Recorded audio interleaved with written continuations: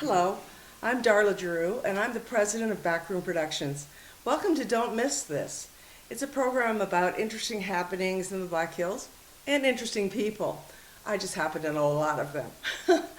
I'd like to thank our sponsors before we get going here, the NEA, National Endowment for the Arts, and also South Dakota Arts Council. Thanks for your support. And now we're going to talk to Bill Evans. He's a man of many hats in our community.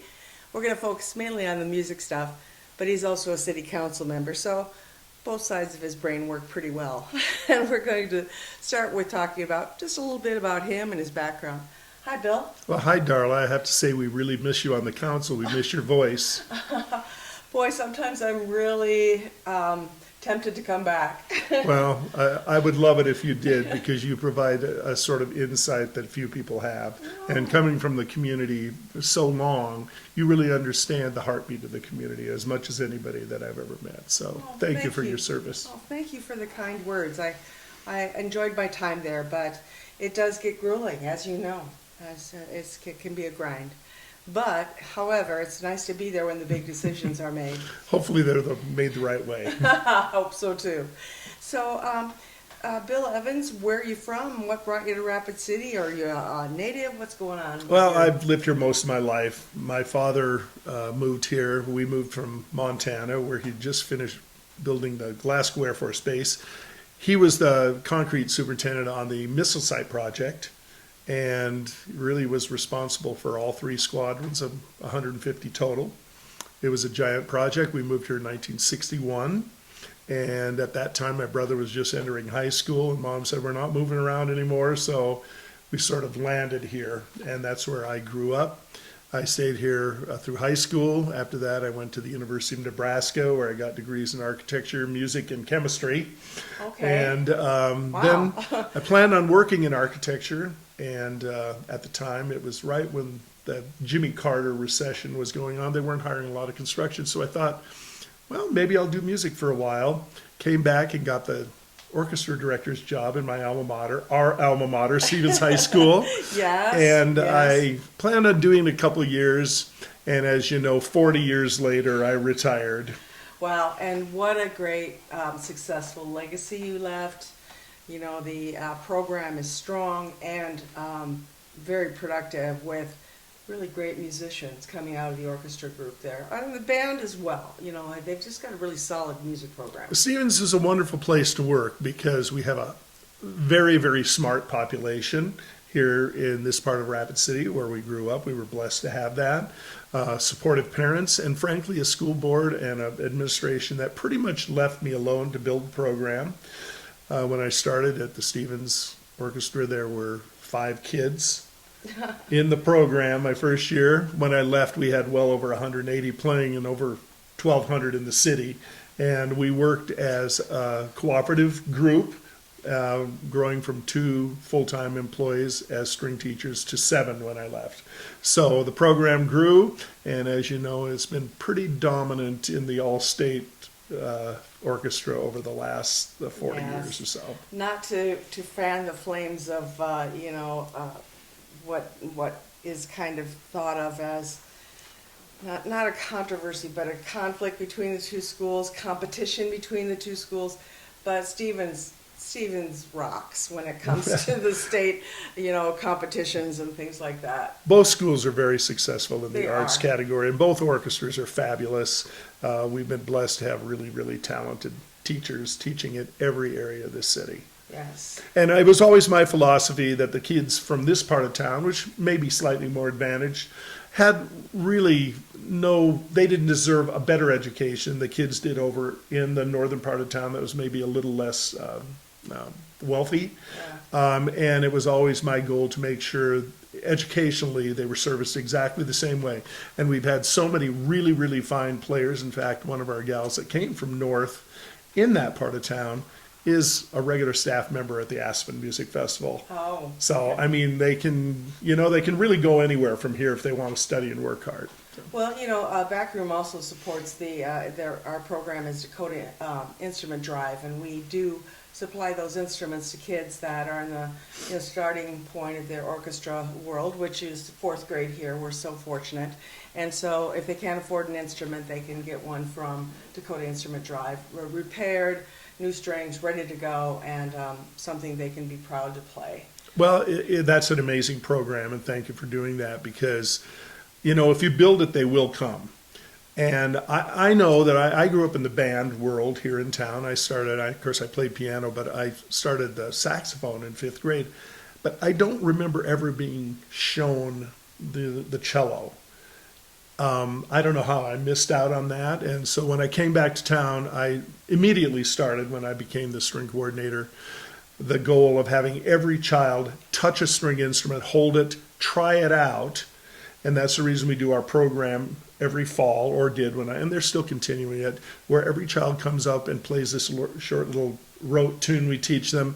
So if you touch it and you play it and you hear that near your ear, I believe it's a very high touch thing in this day of high tech. Yeah. Oh, Having yes. that piece of wood do something. Kids aren't used to doing that. It's always some device with batteries, but this piece of wood can do wonderful things. It can be a magical moment. I wanted to make sure that every kid in this town experienced that, so that they would know to start. Now, when I got to the University of Nebraska and I was taking all these music classes on the side, I thought, I want to play that cello, because that's where the great classical music so is, and that's when I beautiful. started. Yeah. So I was a little late to the game in terms of playing the string instruments, but boy, it's a wonderful thing to do for your child if you can get them started on it. Even if they get started on it for a little bit, or just get to touch it like that, it makes them a better audience member. They understand what's going on when they see those concerts, and they can respect what's going, the talent or the time that's going into the professional sounding music that comes out of the adults or students on stage. It makes them better. They understand what it's like. It is, the Greeks really understood that the arts are a critical part of our whole education. And our society has seemed to move away from that, and especially at the college level, where, when I started college, my tuition at the University of Nebraska out of state was about $400 a semester for as many. I could take up to 22 credits. Wow. Now you can't take a single credit for less than, $1,000. But at the time, the states were paying 80 to 90% of the budget of a university. My sister is a college dean. Right. At Kent State, my sister just retired as well. When she started there in the late 80s, 17% was paid by the student, and 83% came from the state of Ohio. Yes. When she retired, it had flipped. Yeah. Exactly opposite, and it's all on the backs of the students now. And I think that's unfortunate, because the people that believed in a good public education understood that an educated population is critical to running our government, our democracy. And when that starts failing, we don't get the kind of leaders that we actually should have to make this work. And I believe Thomas Jefferson expressed that very clearly in some of his statements. And I think it's unfortunate that we've started to treat education now as solely a way to get people for a job. It's more than Yeah. just a VOTEC school. Yeah. It should build better people. It should build curious people. It should build highly educated people that are curious about ways to make the world better. Oh, And we I do like that in music. You know that. I've seen the results of that. So you're at Stevens. Is that when you got involved in, say, the Municipal Band, or did you go to the Symphony Orchestra first? When you were here in Rapid City, we have two wonderful programs, and they're funded in part by the city at this time. So talk a little bit about what made you go there. How'd you get there? Well, the early 70s, late 60s were a really exciting time for the bands in Rapid City. Mm-hmm. And that's when I was just entering high school. Stevens was opening my sophomore year, so I'm the first, full-blooded, Raider. My sister and brother were both cobblers. Okay. And we had just had the big Dakota Days Festival in 68, where they did the one and only genuine original family band premiere here, and Walter Brennan and John Davidson and Janet Leigh and Buddy Ebsen and John, who else? Goldie Hawn. I mean, all these stars from that movie, and the movie was premiered here. The parades and the big festival started. And by the time I was a senior, the band festival had over 12,000 kids that would come to Rapid City for this giant non-competitive festival. It was wonderful, one of the Cool. biggest in the country. I mean, And- I was alive then. I just don't remember it. Well, it kind of started to fade out as people started wanting to go to competitive festivals, and that's not what it was. But it was an exciting time to be growing up with the bands here. I ended up going to I started Municipal Band as a junior because they needed another tenor sax player, and I was lucky to sit with Freddie Whiteface, the great, Native American jazz tenor player, and he only lived down the street from me, so he would give me pointers from time to time. He was a wonderful guy. I believe his daughter's still around town here, And so it was an exciting time to be growing up, and I had no idea the education I was getting here in Rapid City from these wonderful teachers was as good as it was until I went down to Nebraska and tried out for groups and ended up at the top of all of these groups competing with seniors, and I didn't think I was that great. But then my 7 years for those 3 degrees in the Cornhusker Band really, it went to the depths of my soul. I had a great mentor down at Nebraska, Jack Snyder, the director of bands, who called my parents in from at the day I graduated from architecture school, and he sat them down in the music building and said, your kid's trained as an architect here, but he should be a music teacher. And he said, if he stays another 3 semesters, I can get him 2 more baccalaureate degrees. And they said, okay. And that's how that happened. So I stayed on another 1.5 years and finished the music and the science degrees and came home thinking I would interview for jobs in the architecture world, but they needed an orchestra teacher at Stevens. I actually had applied for a job as assistant band director in Cheyenne, and Ruth Winter Milo, our band director's wife, told me, well, you didn't get that, but I think something better might come along. And sure enough, within 2 weeks, I'd been hired by the Rapid City School District as a choir director first to do the Dakota Middle School and the South choirs. And I did that for that spring, but that wasn't really my expertise. And then the orchestra job opened up at Stevens, and I was offered both assistant band at Central and head orchestra at Stevens. And I thought, you know what? Get to work with my hero band director here. And I chose that job.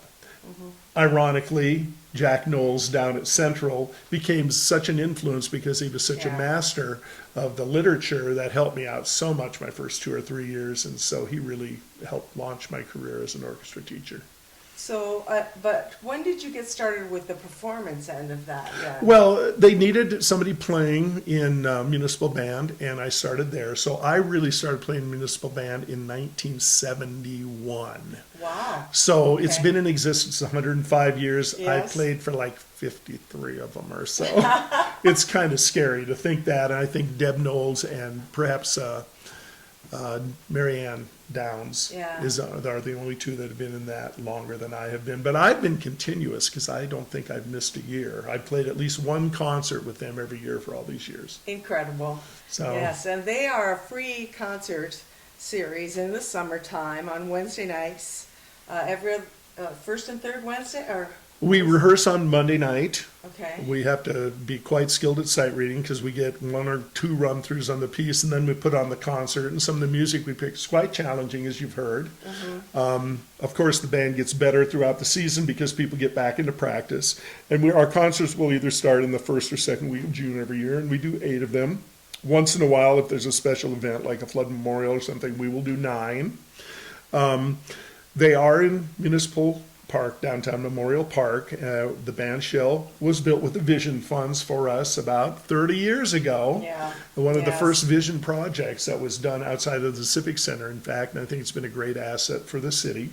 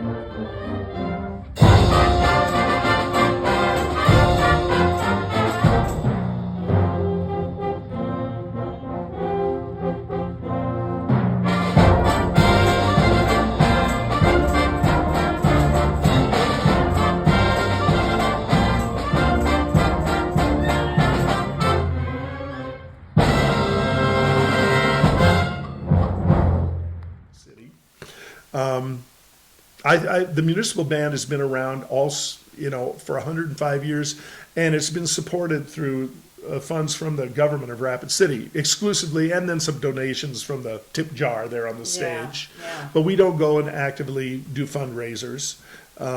So it is kind of a recreation activity sponsored by the city.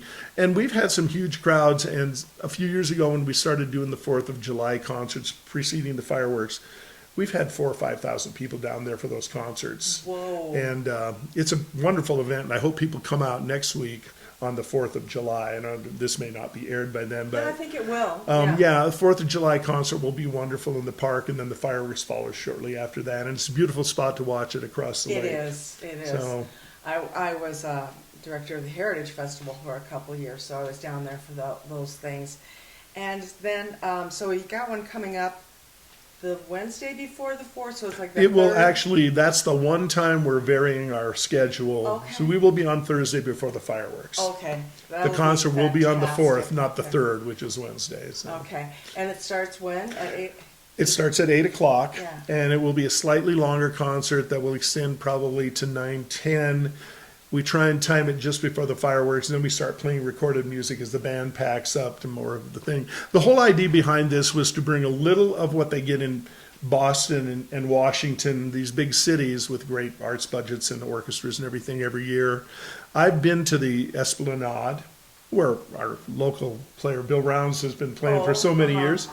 And that is such an incredible 4th of July celebration. We're for about a mile along the Charles River there. These jumbotrons are set up, and the beautiful Boston Pops Orchestra is playing music, and people can see it literally for miles, and there are hundreds of thousands of people. Fantastic. I've been to that one. I've been to the one in Washington, D.C. along the mall. That you've seen that on television. Yeah, I wanted to bring a little bit of that to Rapid City, and so really started pushing for us to combine it with the fireworks, and I think it's been largely successful. I hopefully will believe so. continue it. Yeah, okay. Great job on that. And so you can see them for the rest of the summer, the first Wednesday and third Wednesday of the month. Is that correct? No, every Wednesday night we will do a concert except for the 4th of July, which is on Okay. Thursday this year. Okay. And so we will go, the final concert, I'll be directing that one, by the way, Nice. will be on the 31st of July this year. Yes. So 8 free concerts down in the park every summer. These guys, it's a labor of love. Believe me, they don't get paid enough to really do this. And it's fantastic musicians, great players, and some of them are high schoolers like Bill was. And what a great way for them to experience the arts, sharing their talent with people from the city. And here they are, all ages, and very accomplished people. You will not be disappointed by what you see. Please make it down there. It's a great summer activity. And then we have the Black Hills Symphony Orchestra, which you're also a part. I was privileged to actually play a saxophone solo in American in Paris the first year I got back. And, as a cellist who hadn't played very long when I came home from college, I was kind of admitted to the orchestra, and I got to be a worthwhile player over the next few years. And I've now been in the symphony for 46 years, I believe it is. And again, Deb Knowles, I think, is the only continuous member that's been in there longer than that. Maybe Liz Manousis. Liz, yeah. And we put on a five concert season. Once in a while there's 6. Bruce and the board, I think, do a pretty good job of mixing up the literature. They do. They do. I've noticed that. In fact, I think it's even changed a little bit more to be more accessible to the average guy. Well, that is gal. a trend nationwide with most orchestras. I mean, in a place like New York, you might be able to fill a concert hall with exclusively esoteric music. But, you got to kind of play to, that you're a performer. You got to play to the crowd a little bit. And so you mix up some of the greats with some of the things that are a little more accessible, some of the pops and stuff. And we featured a lot of local artists, especially at Christmas time. And then like last spring, having Maya Buchanan, our great little violinist, who, won the Chicago Symphony Concerto Competition a few years ago, feature people like that to come back. And we've had several of those that have really, really shown. Again, you can go anywhere from here if you want to make it. Yeah. Yeah, it's too bad you have to go from here. But that is what I found too. But I enjoyed success in the middle, and I think that's what your life has been too. You know, you didn't have to have the big accolades and stuff. It was to make a living in the music the way you wanted to, and that's an accomplishment, I think, for wherever you are. If you can make a living doing what you love, you know, that's a big one. I wouldn't change a thing about what I've done with the majority of the years of my life. I got to work with great people. We did great things, I believe. We made the music that I think was beautiful and made the world a little bit more beautiful because of it. Yeah. You understand that being a musician in this part of the world is something, or an educator, is something of missionary work. Because even at the same level of expertise, living elsewhere, you might be able to make a lot more money, but that Yeah. is not ever our primary purpose for doing it. We just want to do it. I think it's fun when you guys go off the rails a little bit and bring in the something just a little bit different. Have you done anything with the Lakota music here? Have you worked at all in that vein? Ironically, we actually sponsored something and tried to commission works. It's been a good 20 or more years ago, and I think the symphony raised some money to try and implement that. And it turns out using the idioms, the things that are in native music, is very difficult to translate into a symphonic thing. And I don't know if the whole performance was as successful as we'd hoped. But you did it. We did try and do it. And we featured over the years the flute player, I believe, who passed away. Brian Akita? No. I know. No, that's not I'm it. trying to. I can't think of his name now. Yet I caught me off guard there. But yeah, I think he actually soloed with the orchestra twice over the years. Oh, I know who you're talking about, that, age. Well, and certainly, anything that's available, I believe the board and Mr. Knowles would latch on to because it's so relevant to our area and would attract a different sort of audience that we would love to have coming to the orchestra. What about cowboy music? Have you done any cowboy shows, Western type themes? Well, aside from featuring Kenny Putnam a couple years, who is a great fiddler and everything, we've had, Western movie nights and stuff like that okay. over the years. I can't think of any offhand over the last couple of years where that's been the main featured thing, but I believe that's been covered 2 or 3 times since I've been in the orchestra. It would seem appropriate here in Well, I Western would South love it, Dakota. actually. Yeah. Some of those Western themes are some of the great music. They're In so particular, great. oh yeah, the wagon wheel ones. I'm trying to think the name of the one, the rawhide themes. The wagon train. The wagon train, that's the great one. They had 3 or 4 themes over the year that were all different. They were all just kind of masterpieces. I mean, I go back and I record the beginning of those shows on, that Wii TV just to get that because the themes are spectacular. They are. They're Gunsmoke. Oh, Have great. Gun Bonanza. Will Bonanza. Even the Riflemen, Yes. these are great They had Western tunes. Great music for that. Yeah, I'd like to see that happen again. Well, that's kind of covering, I guess, what I would think would be the main genres here in Rapid City. But you guys are a classically based organization for the most part. For symphony, yeah. And I'd also like to bring up what we have going on in July with those 2 music festivals. We have 2 that happen. One is the Chamber Music Society of the Black Hills, Chamber Music Festival of the Black Hills, and they'll be putting on several huge, really super professional level concerts down at the Journey Museum during the month of July. It starts as an educational experience for children. And I'll be playing piano tomorrow and Sunday at Calvary Lutheran Church for one of their experiential things. Okay. Mike and his wife Dawn put together this beautiful educational thing that they do for local children. And she plays she's a harpist. Oh, yeah, so beautiful. So that's one of the things that people should really support these. Mike was even, I believe, nominated for a Grammy Award with one of them. It was really a great thing. And this year, his program got an NEA grant. Believe it or not, the same size as the South Dakota Symphony got. That's the quality of things that he's turned in. I agree. And so it's fabulous. And the other one is the Rushmore Music Festival that is trying to build the kind of thing that Meadow Mount, these big East Coast camps have for the very great young players coming up. And there will be students coming in from New York and Florida and, the Washington, D.C. area and everything, and a couple local kids involved. They bring in artist teachers from Europe, from France, from that's part of Europe. I was going to say. And from from the New York, Boston, and Florida, all over the country. These really, really great artist teachers. Spain, I think, too. Yeah, everywhere. I mean, they come from all over the place, and Katie and Brett, who run that, do a really nice job. The two programs complement each other. They really don't do the same thing. Okay. And I think they provide a level of chamber music in this town during the month of July that really is unsurpassed about anywhere. I know. I've seen the concerts from both organizations. They're not to be missed. So if you remember the names that we just said, the Black Hills Chamber Music. One is Chamber Music Festival of the Black Hills. Okay.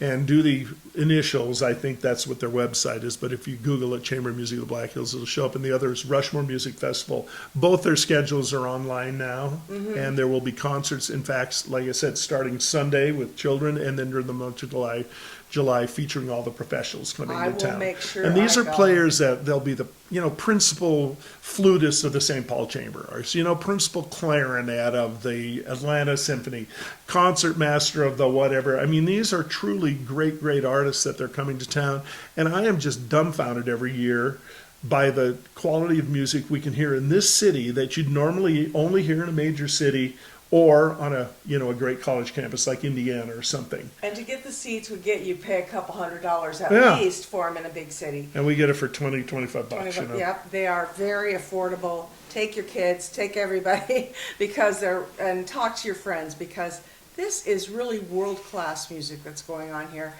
What a great thing for our city. All the things that are going on with the not only Municipal Band, Black Hills Symphony, but then we have people that just come here. They love the Black Hills. They're kind of drawn here. I don't want to get too wonky, but it's kind of mystical. It's almost just the way that it generates this feeling of musical excellence. Well, it's really funny. I was in Lincoln and Omaha last week for a wedding, and as much as I love the stomping ground where I went to school, there is really truly something magical about the time you hit that border north of Chadron and you start driving toward these hills. I understand why the natives felt they were sacred. Yeah. And this time of year with the foliage and the greenery, they are so beautiful. And it's always, I'm very proud to be coming home because of that. People wonder sometimes why we have the great musicianship we have here.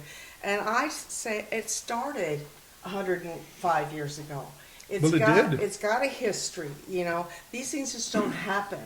They're made to happen. And we are isolated. We don't have a lot of people that can just drive to Denver, drive to Minneapolis to see the fine things that are going on there. We have to entertain ourselves. Well, there was a reason why that Walt Disney movie was made about the one and only genuine original family band, Yes. featuring those stars. So we do have that tradition. It's kind of centered around the election of Grover Cleveland versus Benjamin Harrison.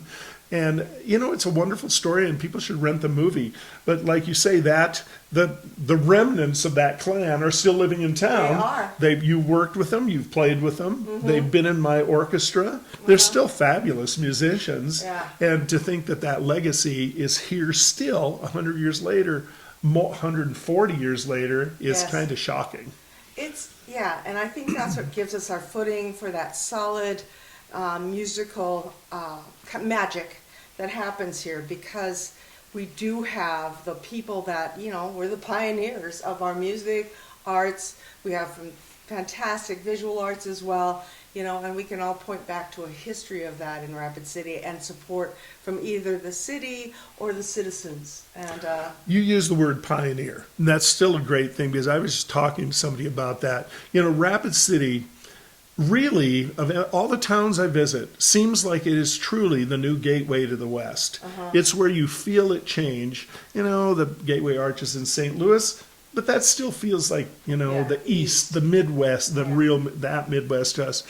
And Colorado is so urban and sophisticated now. Maybe when you get farther south into Texas, New Mexico and stuff, you get the same feeling. But something about Rapid City, it's like we open up the gateway to all these beautiful Western attractions, the culture, the scenery, the history. And so I think Rapid City is unique in that way. That's one of the reasons I've been pushing so hard to get Amtrak service to come to Rapid City. I believe it would open up a new set of tourism for us that is, would be a wonderful asset to us. I would do that in a heartbeat. Well, thank you very much for being here with us today, or me and Backroom Productions. Oh, no, Gibson, me and Gibson. Oh, and Gibson, yeah, he likes me. Yeah, he does like Bill. And thank you again to the NEA and also South Dakota Arts Council. We really appreciate getting this going. It covers so many things in our area because there's a lot going on this summer. Don't miss it. Get out, enjoy what you've got. We've got a lot of people that are willing to make the experience better for you. My name is Darla, and thank you for tuning in to Don't Miss This.